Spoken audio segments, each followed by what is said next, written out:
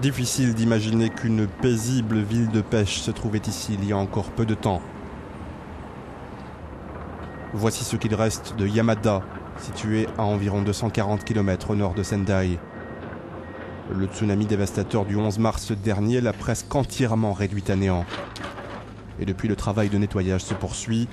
Chaque jour, l'armée continue de déblayer les débris et de retrouver de nouvelles dépouilles. Environ 300 personnes ont été tuées ou portées disparues.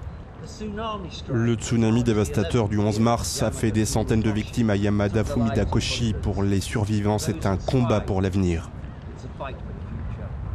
Aucune caméra n'était encore allée si loin dans le nord depuis la catastrophe. Euronews a suivi le travail des équipes de la Croix-Rouge sur place.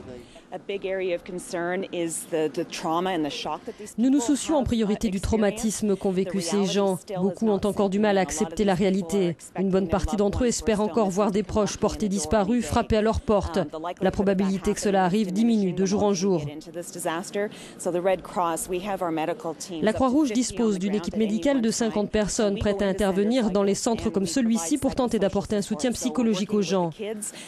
Nous travaillons avec les enfants, nous chantons avec eux, dansons, dessinons, jouons, essayons de les aider à traverser cette épreuve. Quant aux plus âgés, nous tentons de leur parler, de mettre un bras autour de leur épaule, leur montrer que nous nous préoccupons de leur sort et que nous sommes à leur écoute.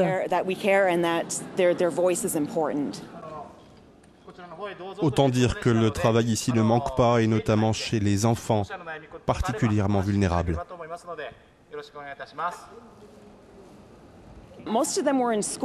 La plupart se trouvaient à l'école quand c'est arrivé. Vu la fréquence des tremblements de terre au Japon, les écoles sont construites en hauteur, ce qui fait que de nombreux enfants étaient en sécurité.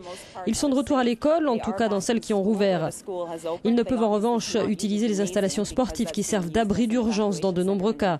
Mais au moins les enfants rient et s'amusent. Et de ce que j'en sais, ils se portent étonnamment bien.